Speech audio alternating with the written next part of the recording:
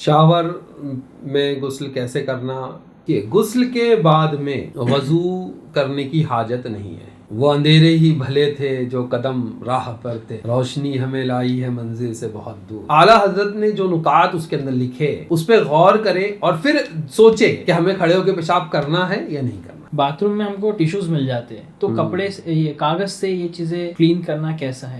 السلام علیکم ناظرین. تو آج ہمارے ساتھ ہے مولانا سرفراز احمد اشعری صاحب. تو آج کچھ ہم ٹاپک کے اوپر گفتگو کرنے والے جیسے کہ طہارت, پاکیزگی ایک ایمان کا بہت زیادہ امپورٹنٹ پوائنٹ ہے جس کے اوپر ہم کو ڈسکشن کرنا تھا. کچھ سوالات تھے ہمارے جو ہم ان سے پوچھنا چاہتے ہیں. تو کچھ سوال آئے تھے حضرت, جیسے کہ پہلا سوال ہمارے پاس یہ آیا ہے کہ غسل کا طریقہ شاور میں. آج کل لوگ شاور میں نہاتے ہیں ماڈرن ٹائم میں, تو اس میں بہت سارے لوگوں کو غسل کیسے کرنا چاہیے یہ پتہ نہیں ہے, تو آپ اس کی وضاحت فرما دیں. السلام علیکم ناظرین, بسم اللہ الرحمن الرحیم. علی جناب ذیشان بھائی, شاور میں غسل کیسے کرنا یا ہوگا یا نہیں ہوگا, اس میں پہلے آپ کو غسل کے بارے میں اس کی بنیادی بات کو سمجھنا بہت زیادہ ضروری ہے. جی. کہ پہلے اس بات کو سمجھ لے کہ غسل میں فرائض کتنے ہیں, اور دوسری چیز کہ اس کا مسنون طریقہ کیا ہے. یہ دو باتیں آپ کے ذہن نشین ہونا چاہیے اچھی طرح سے. غسل کے 3 فرض ہیں.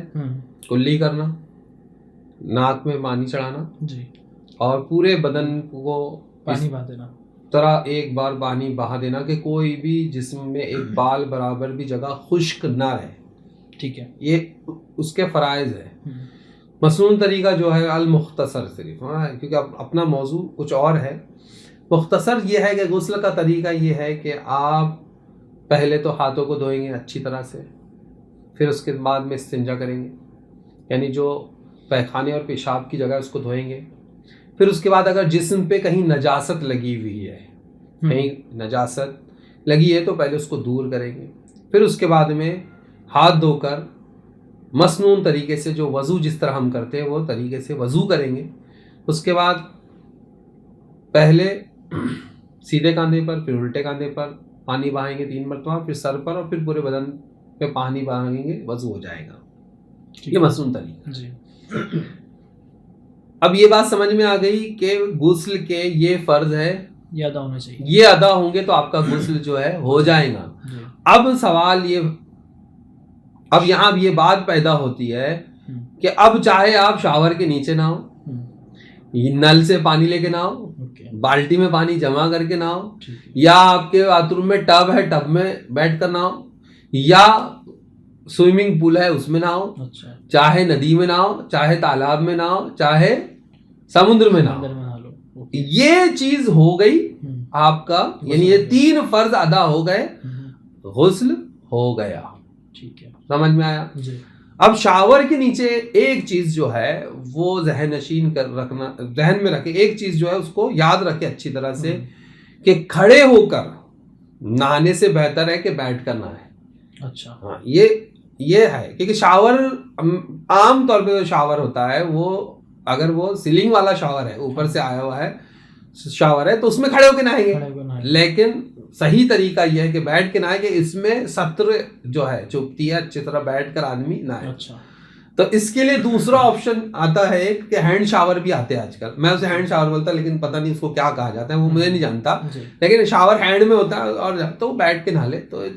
لیکن بنیادی مسئلہ وہی ہے, بنیادی بات وہی ہے کہ تینوں فرض اچھی طرح سے ادا ہو گئے, آپ کا غسل ہو گیا. سمجھ میں آیا؟ ٹھیک ہے. ہاں.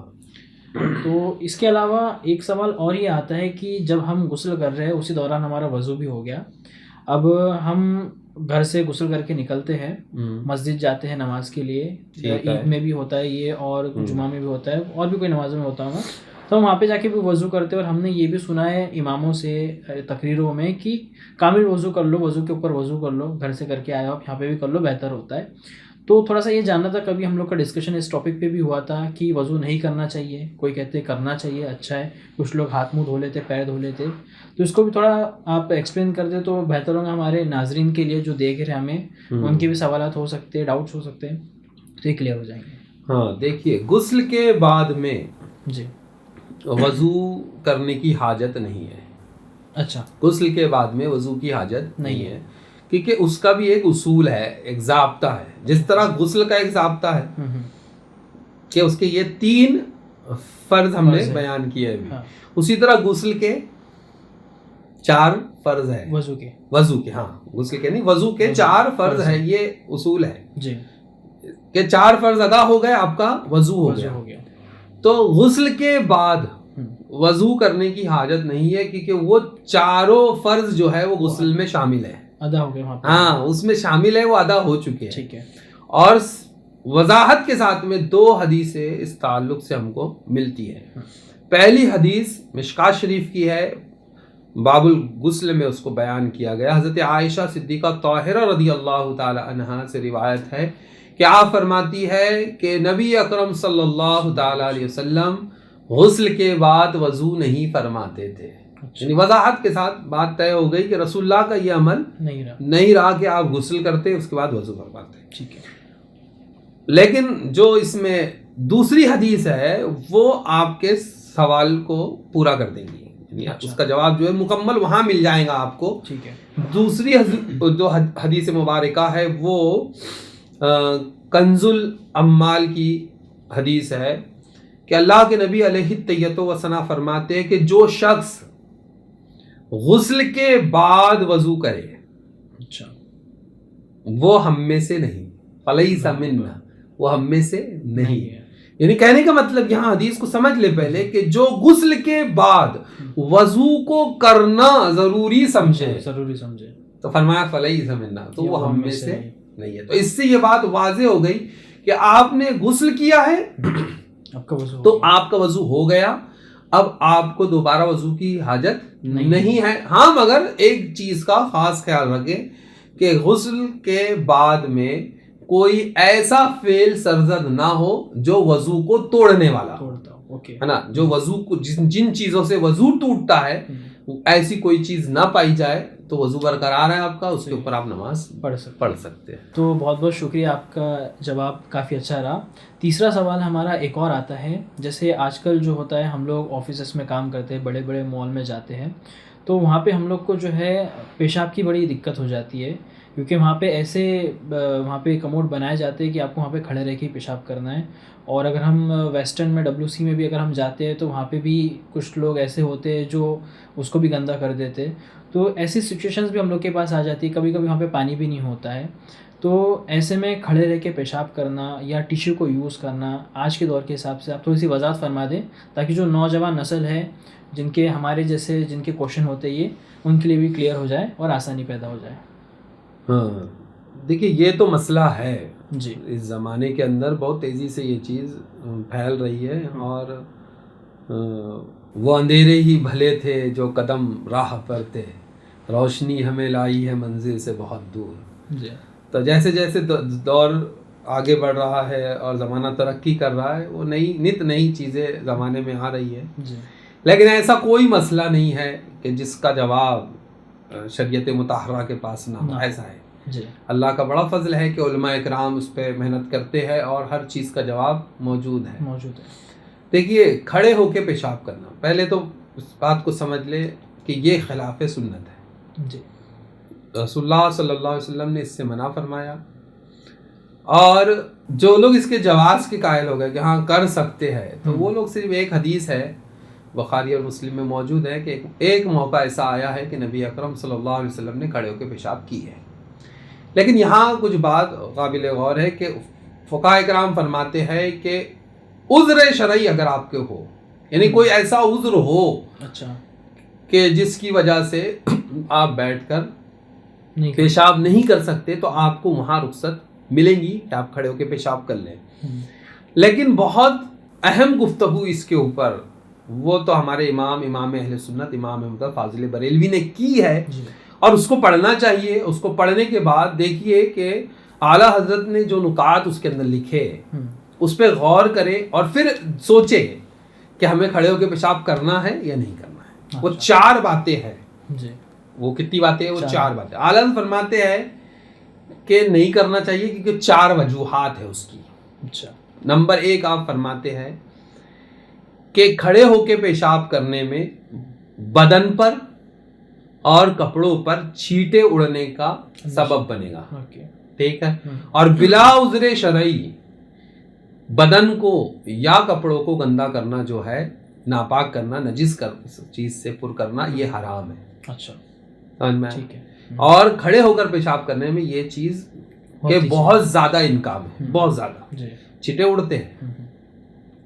پھر فرماتے اعلیٰ حضرت دوسرا پوائنٹ جو اس کا ہے، سیکنڈ نمبر پہ فرماتے اعلیٰ حضرت کہ بدن پر اور کپڑوں پر جو چھینٹ اڑیں گے، اس کی وجہ سے عذاب قبر کا معاملہ ہوگا.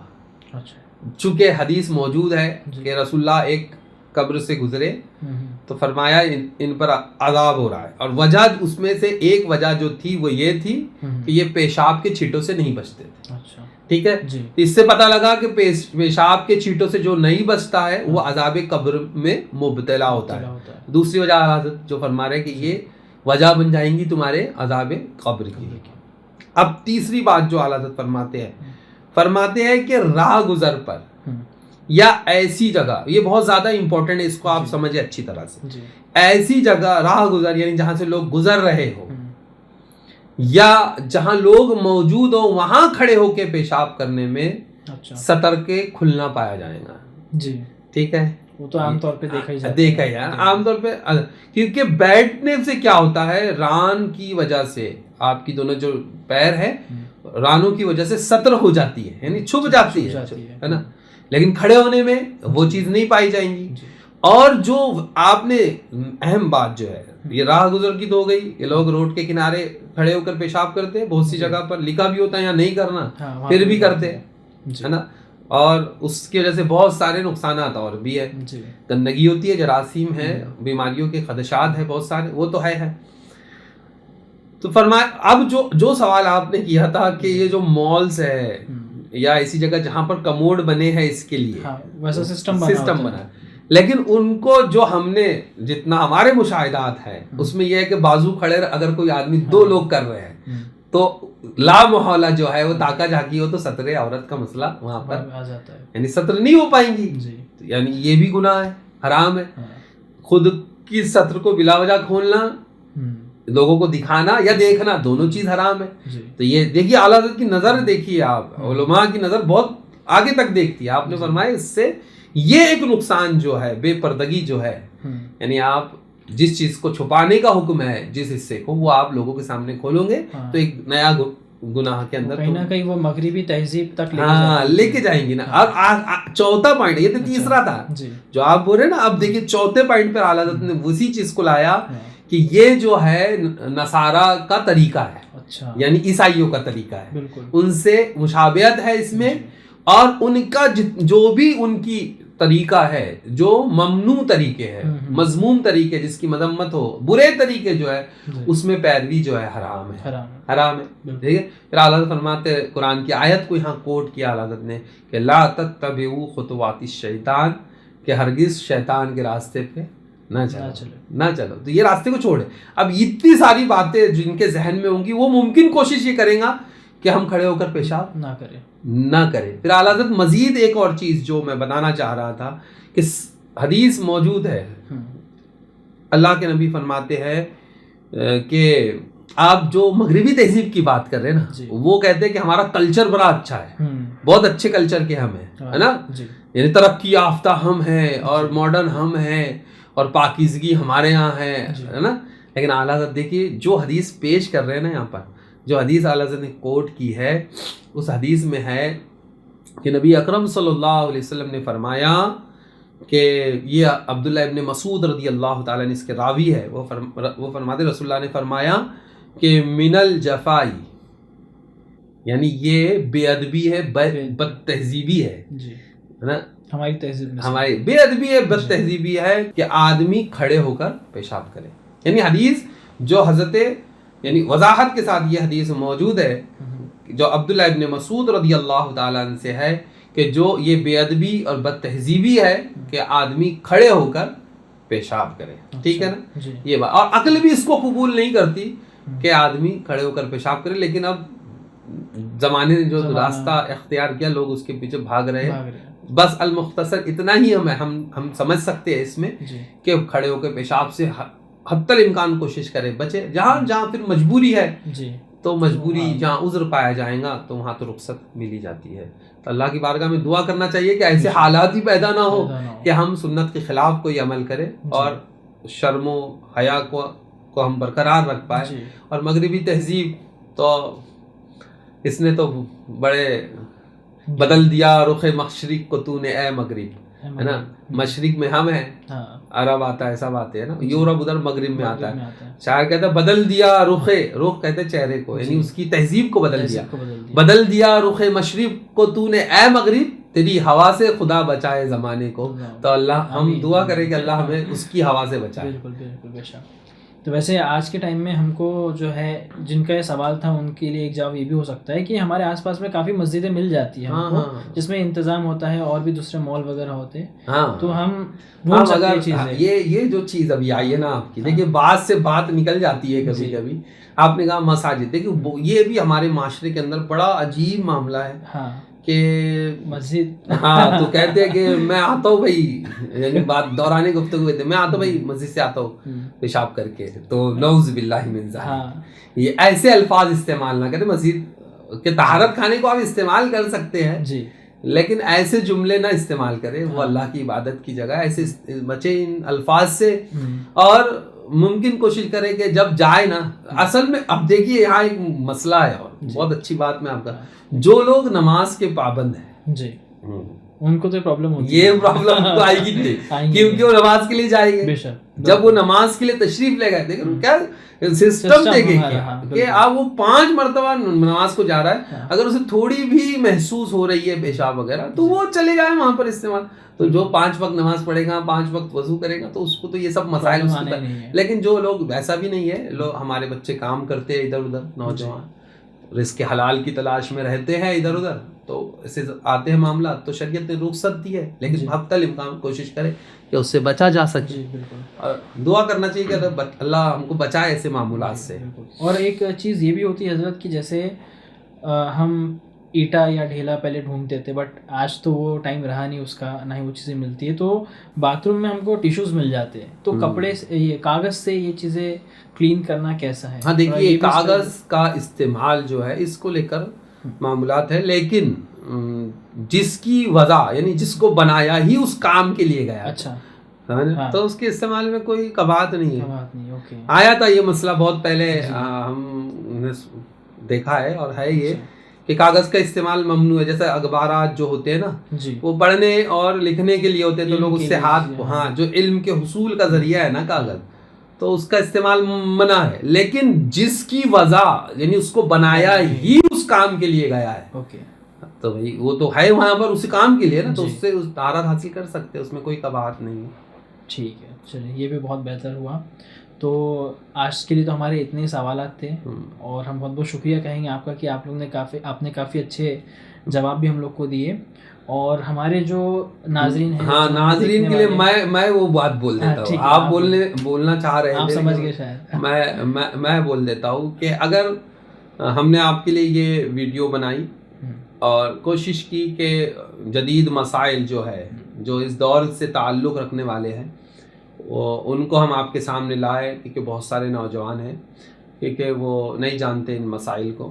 تو اگر آپ کے بھی پاس ایسے کوئی سوالات ہیں جس کا جواب آپ کو نہیں مل پا رہا ہے, تو آپ کمنٹس میں ان سوالات کو لکھیں, تو انشاءاللہ العزیز آئندہ پھر پروگرام جب ہوگا تو اس کے اندر ہم اس کو کور کر لیں گے, اور جو مناسب جواب ہے تلاش کریں گے اور آپ تک کے لے کے آ جائیں گے. تو انشاءاللہ وہ ہمارے لیے بھی بہتر ہوگا اور ہمارے علم میں بھی اضافہ ہوگا, اور مزید نئے سوالات ملیں گے. اس کے علاوہ مزید مشوروں کی بھی ہم کو ضرورت رہتی ہے, تو لوگوں کو چاہیے کہ وہ اپنے مزید مفید مشوروں سے بھی ہم کو نوازتے رہے.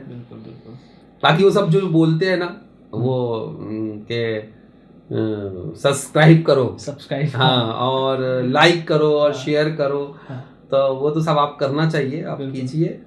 تو جو ہم مقصد آپ تک دینا چاہتے ہیں, اگر آپ اس میں جڑنا چاہتے ہیں تو بالکل آپ چینل کو سبسکرائب کیجیے, کیونکہ اس طرح کا کنٹینٹ ہم ہمیشہ لاتے رہیں گے آپ کے لیے. نئے نئے ٹاپکس کے اوپر پوڈ کاسٹ کرتے رہیں گے. اگر آپ کو ویڈیو اچھی لگتی ہے, ہم لوگ کا جو موضوع ہے وہ اچھا لگتا ہے، آپ کو لگتا ہے کہ ضرورت تھی، تو آپ ویڈیو کو بالکل لائک کیجیے اور ایسے اپنے دوستوں کے ساتھ شیئر کیجیے جو اس کام میں مطلب ایسے مال وغیرہ میں باہر میں ہوتے، یا جو اس ٹاپک کو جنہوں نے کبھی آپ سے چھیڑا ہو، تو ان کے ساتھ بھی ویڈیو کو شیئر کیجیے تاکہ ان کی بھی اصلاح ہو جائے اور ہمارا بھی کام ہو جائے. تو آج کی ویڈیو کو یہیں پہ، آج کی پوڈ کاسٹ کو ہم یہیں پہ اینڈ کرتے ہیں، اور بہت بہت شکریہ آپ لوگ کا. جلدی ملیں گے نیکسٹ پوڈ کاسٹ میں.